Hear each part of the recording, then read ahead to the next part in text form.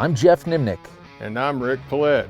And we're the hosts of The Last Stand. Coyote hunting is my passion. And coyote calls are my livelihood. And together we aim to bring you the best predator hunting tips, tricks, and tactics, right down to The Last Stand. The Last Stand, presented by Lucky Duck Predator Calls. We are the masters of deception. Swagger bipods. Shoot with confidence, shoot with swagger. Onyx Hunt. Know where you stand. Hornady. Accurate, deadly, dependable. PUSAR. Image, quality.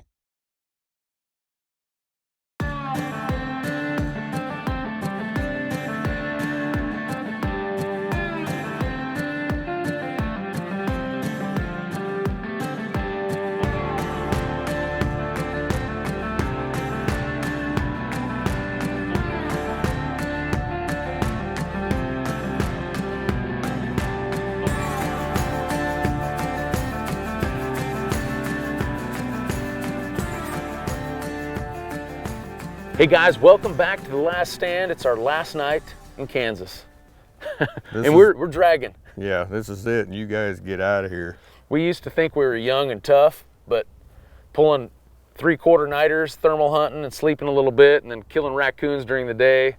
It's been fun, but 3 nights of this is about all I can take, I can tell you that. Yeah. Expectations are high tonight.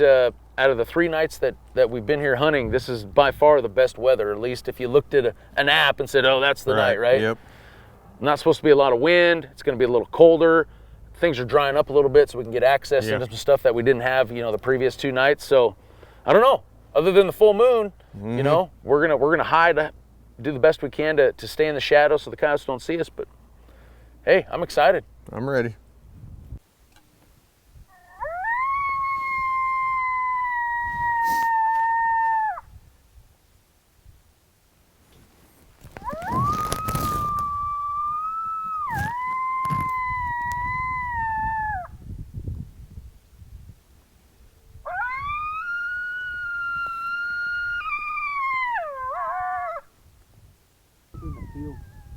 I'm gonna get a rabbit going here.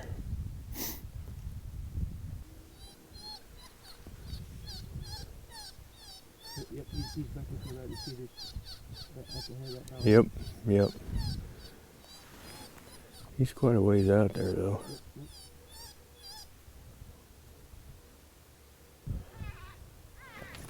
I'm gonna look around real quick. What's he doing? Well, he ain't no freaking hurry now, is he?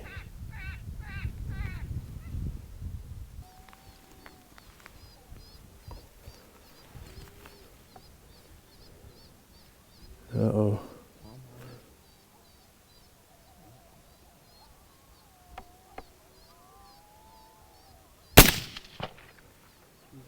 Yep.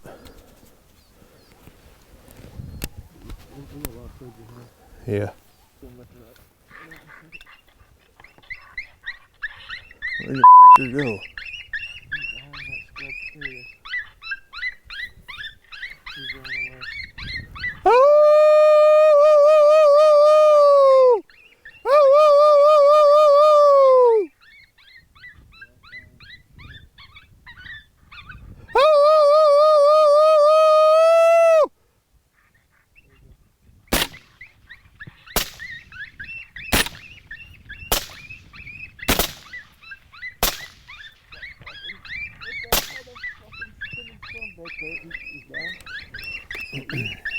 Yeah, Jimmy got him. I shot Jimmy.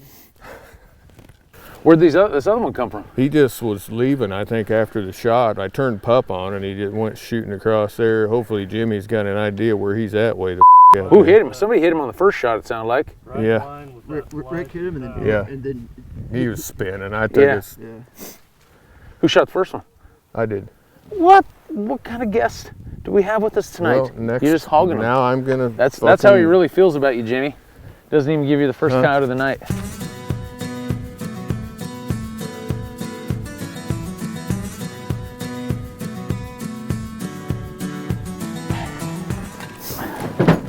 Number one of the night. We'll count that other one Rick got as a half.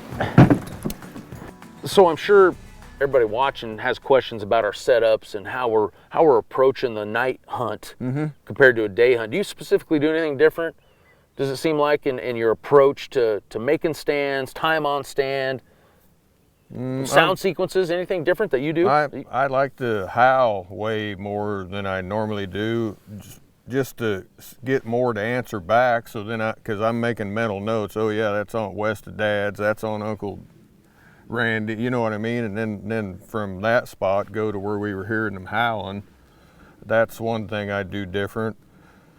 As far as time on stand, yeah, faster, because I feel like I can see everything. I mean, if there was one coming through the grass where we wouldn't see in the daytime, I've maybe even seen him before we even start calling, you know. Oh, for sure, yeah. So yeah, definitely them two things are different. And as far as setting up after this hunt, yeah, the moon, you know, really changes things. Wouldn't you agree? Yeah, oh yeah. And we're standing there with tripods. Yeah. You know, I think that seems to be the norm of thermal hunters, and I think it's the visibility aspect. Yeah. You're just up higher. Yeah. It's not to say you couldn't sit down. You know, we were discussing that last night, that with a full moon like that maybe in some of those stands, if we actually just sat down with our swaggers like we normally do in the daytime, especially if you're sitting on a big wide open field, you know, where you don't have to look down through the grass or anything, you know, that'd help break up your outline too, I think. That would work great.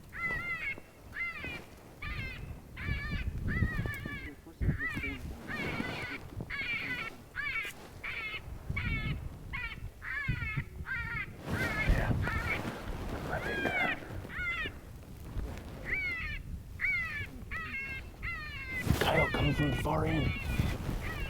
What did he say? Two coyotes coming from the far right. All right. Straight far right, evidently. No, it might be. Is that Bobcat? No, it's a Bobcat, yeah. Yeah, Bobcat for sure. It's a Bobcat. Yeah. Don't shoot that front one. It's a Bobcat. Back one's coming too. Is it a Bobcat?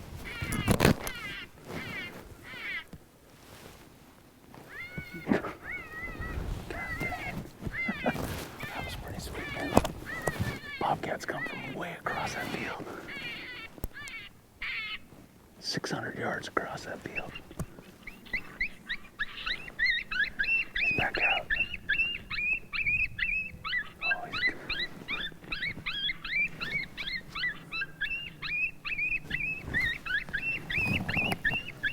Obviously down here in Kansas, we're in Bobcat country. Yeah. You know, hopefully one of these days they change the rules that you can shoot Bobcats obviously during the day, but you can't kill them with thermal. And, you know, when you can watch a Bobcat come running across a 600-yard wide open field, and not only one, but two, that's pretty crazy. It is, yeah.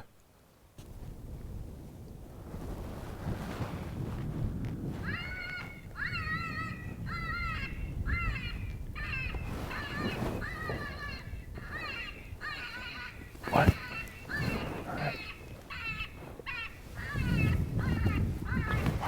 All right. Yep. Just hold tight. Get busted.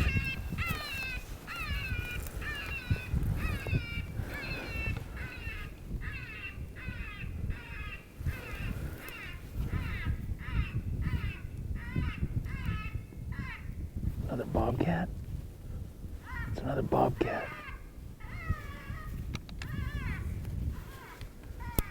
Yeah, it's another Bobcat. Yep, it is.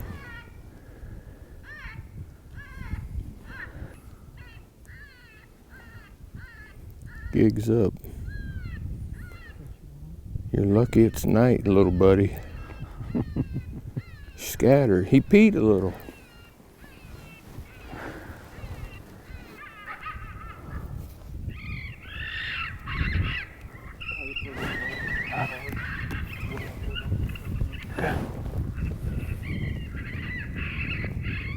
Yep. Straight west on the other side of that waterway. Huh?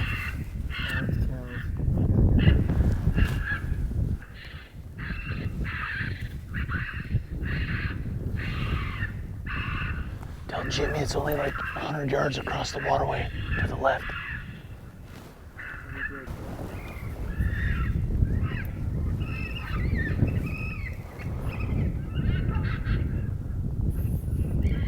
Woo! Woo, woo, woo, woo! Nice one, Jimmy. Atta boy. Atta boy. PUSAR. Good one. It's about time you called me something in. Oh, I called you all kinds of Bobcats tonight. Dude, you're tearing the Bobcats up tonight. That's the third Bobcat we've called in, under 50 yards. That Bobcat came from like 300 yards across this field to our right. Even across the road. Oh yeah, I know. Boy, if they'd ever opened that up in Kansas, that'd be something else, wouldn't it? That would be fun. That would be a blast. Man, this coyote, heck, this coyote came, you had coyote coon fight going, or Yep. man, this coyote come from way out there, but he kind of worked his way down this waterway. You could just tell he wasn't going to commit. Yeah. But he checked up right there by outside about 150, and Jimmy squared it up on him. Jimmy smoked him. Yeah, that coyote, that's one thing about that coyote. It's like you try a bunch of sounds, but I play that kind of at the end, but they never charge in, but they'll come and give you a shot. Yeah.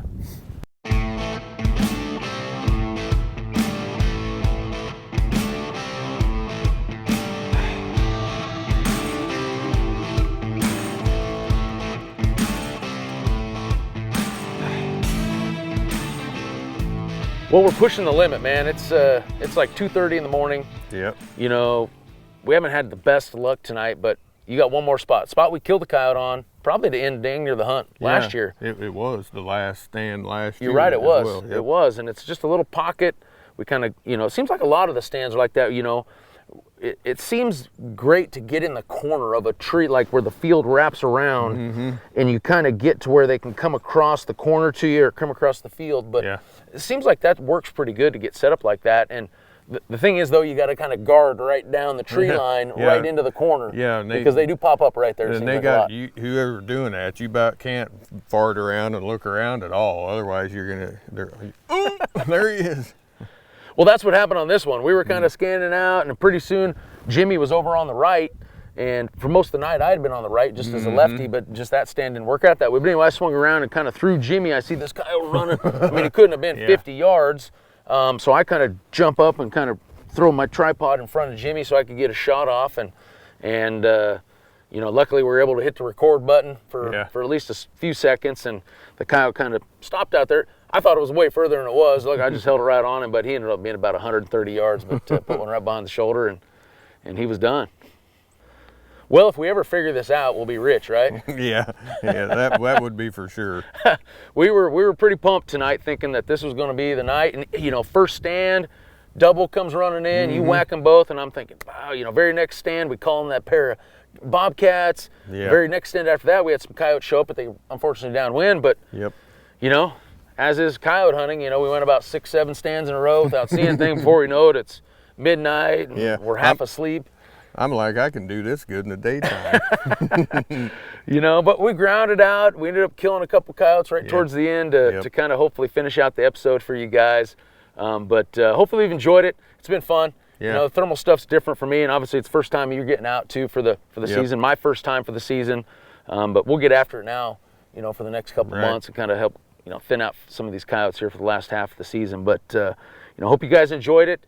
You know, if you have any questions about thermal stuff that we've been using, we're going to put out a tips, tricks, and tactics segment specifically going over all the PUSAR gear that we used on this trip. So check it out if you have any questions, and hopefully we'll answer them there. So until next time, we'll catch you right here on The Last Stand.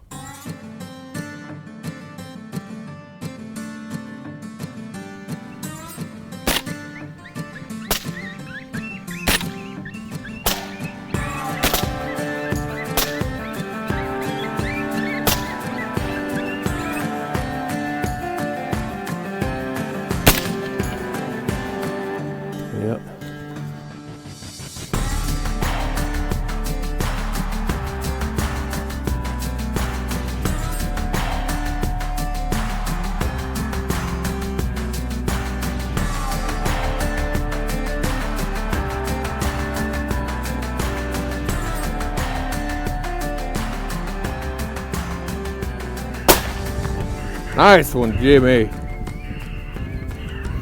Atta boy. Atta boy. PUSAR. Good one.